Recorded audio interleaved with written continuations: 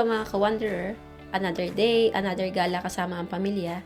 Today, samahan nyo kami sa isang road trip dito sa Chiba, Japan.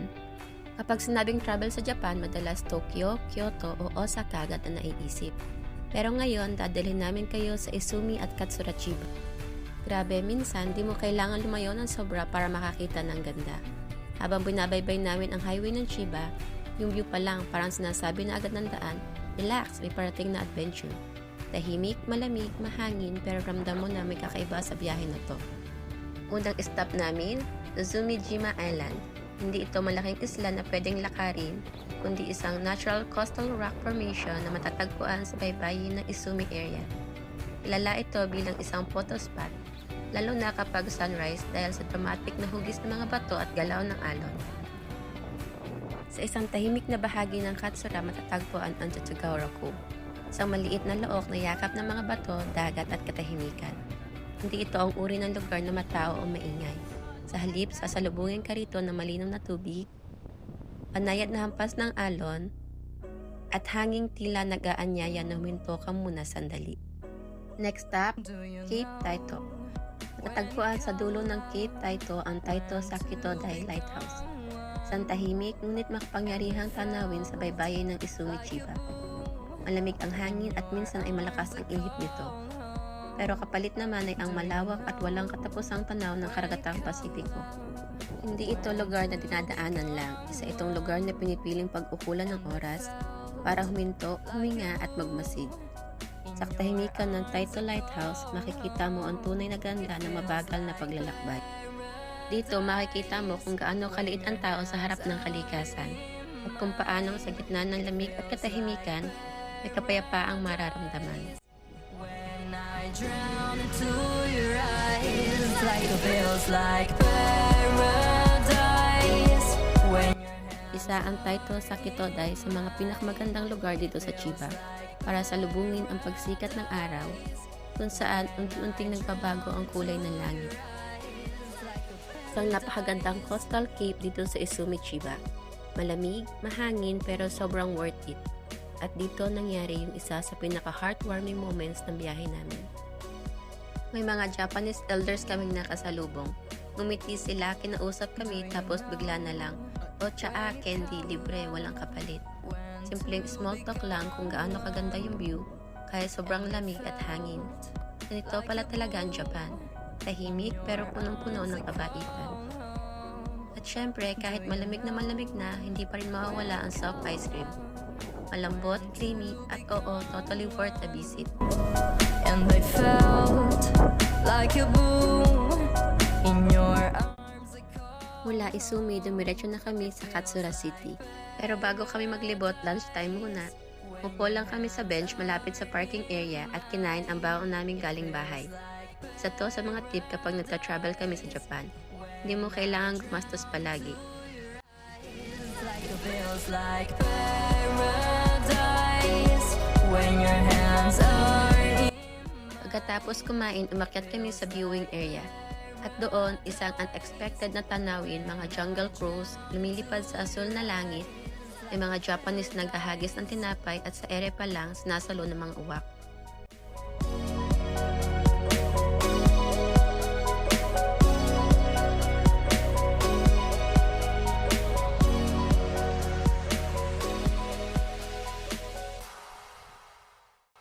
Isang coastal city sa Chiba na kilala sa nature spots at dagat. Isa sa pinuntahan namin ay ang Kangunsuka.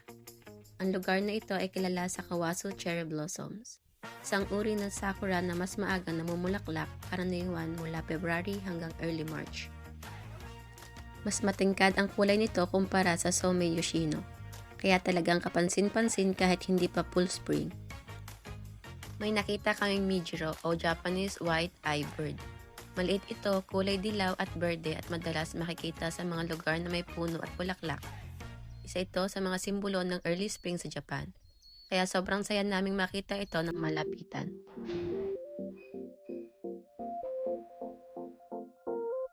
Habang nasa Katsura na rin kami, nagpasya kaming dumaan sa Katsura Coastal Branch of the Natural History Museum and Institute. Ang museum na ito ay bahagi ng mas malaking Natural History Museum ng Chiba. nakatuon sa marine life, coastal geology at natural environment ng Pacific side ng prefecture. Dito mo makikita ang mga exhibit tungkol sa mga isda at lamang dagat na matatagpuan sa Katsura Waters, mga fossil at alala na unang buhay sa dagat, at kung paano nabuo ang coastal landscape ng lugar na ito.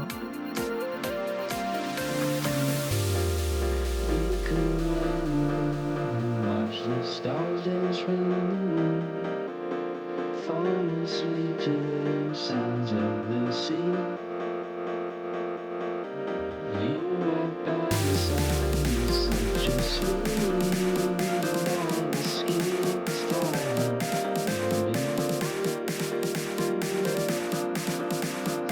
Hindi man ito kalakihan pero higpit na impormasyon.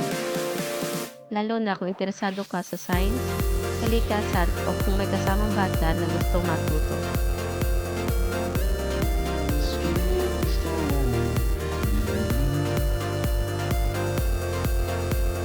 Mabait ang staff, malinis at maayos ang paligid at hindi ka tatagal ng mahabang oras.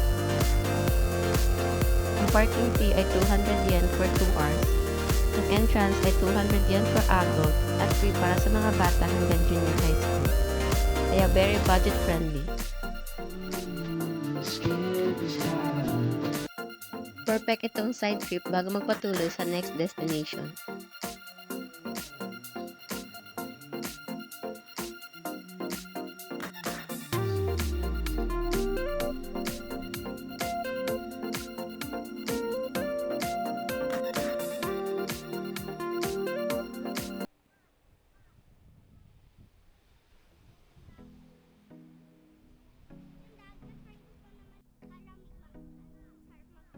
Isa sa pinakanatataking karanasan sa Katsura ay ang pagbisita sa Katsura Marine Park Underwater Observation Tower. Mula sa ticket booth, maglalakad ka muna sa isang elevated walkway habang tanaw ang dagat at mga alon ng Pacific Ocean. Pagkatapos, dadaan ka sa isang tunnel na unti-unti magdadala sa iyo pababa sa observation area.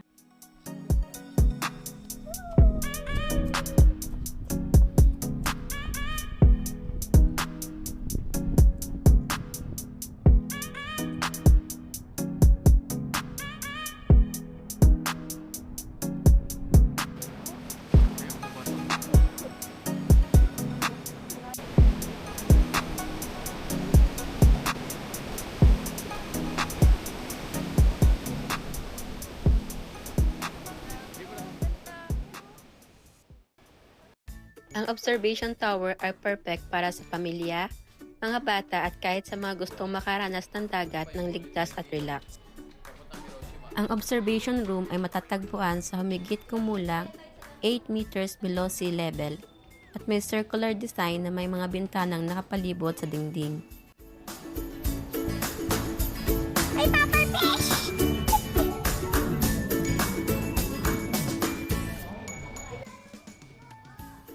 Sa loob, makikita mo ang mga isda na natural na namumuhay sa karagatan. Walang salamin ng aquarium, walang kulungan, kundi ang mismong dagat ang pinapanood mo. Sa araw na malinaw ang tubig, sobrang ganda ng visibility.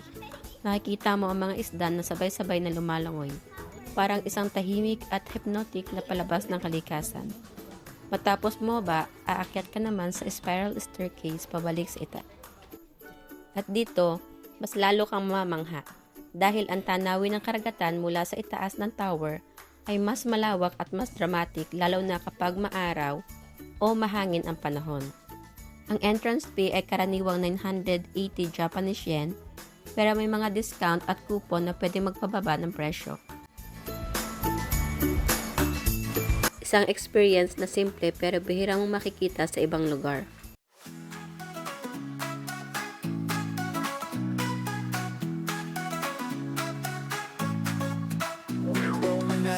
Day of my life, Romero's the wanderer chasing new skies. With family beside me, the journey feels right. Every mile of memory, river stop a delight. From mountains high to oceans blue, we laugh, we dance, we try something new. Tasting the world one bite at a time. Good food, good vibes, and stories that rhyme. Next stop, ang Obara Utopia. Pagpasok pa lang, ramdam mo na agad ang calming atmosphere. May mga signs at information boards at habang papasok ka sa trail, parang bigla kang nilamon ng kalikasan. Dadaan ka sa mga tunnel, caves, at rock formations. Ito ang klase ng lugar na makakalimutan mo ang ingay ng syudad. Tahimik, presko at sobrang refreshing. Isang tunay na utopia. Ang Obara Utopia ay isang scenic hiking trail at nature park. Sa entrance pa lang, ramdam mo na agad ang pagbabago ng atmosphere. Mula sa normal na kalsada, biglang papasok ka sa isang mundo ng katahimikan at sariwang hangin.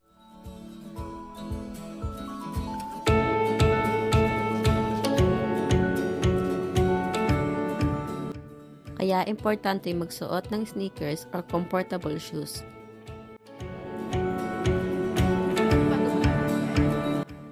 Isa sa pinaka-unique dito ay ang mga tunnel at caves na dadaanan, ang intricate rock formations na hinubog ng hangin at alon, at ang mga viewpoints kung saan tanaw ang walang katapusang Pacific Ocean. Habang naglalakad ka, mararamdaman mo ang banayag na simoy ng dagat at maririnig ang tunog ng alon sa ibaba.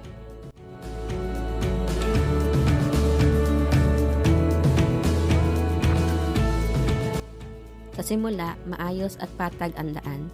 Pero habang nagpapatuloy ka, magiging matarik at pababa pataas ang trail. Family fun and memories so grand. Adventure and love hand in hand.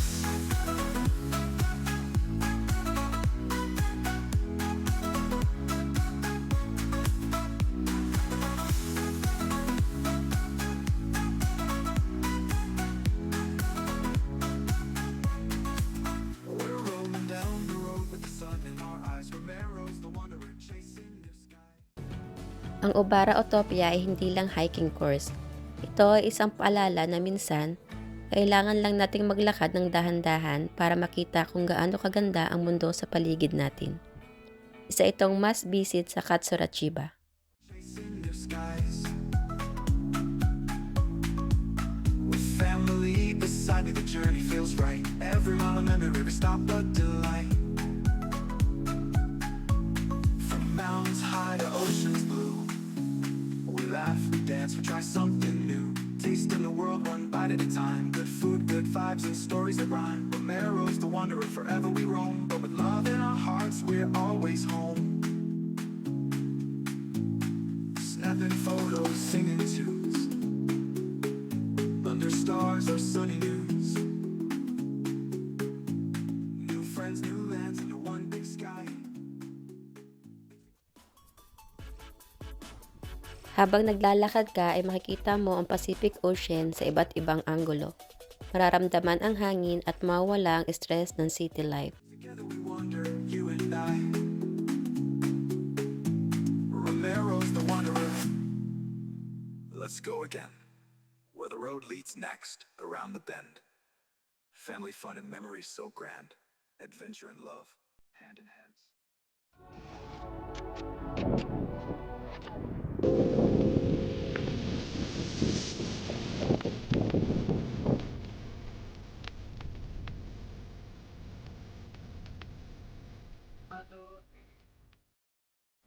Habang naglalakad, tanaw ang walang katapusang Pacific Ocean, may kasamang malamig at banayad na simoy ng hangin. Perfect place para makalimot sa city life.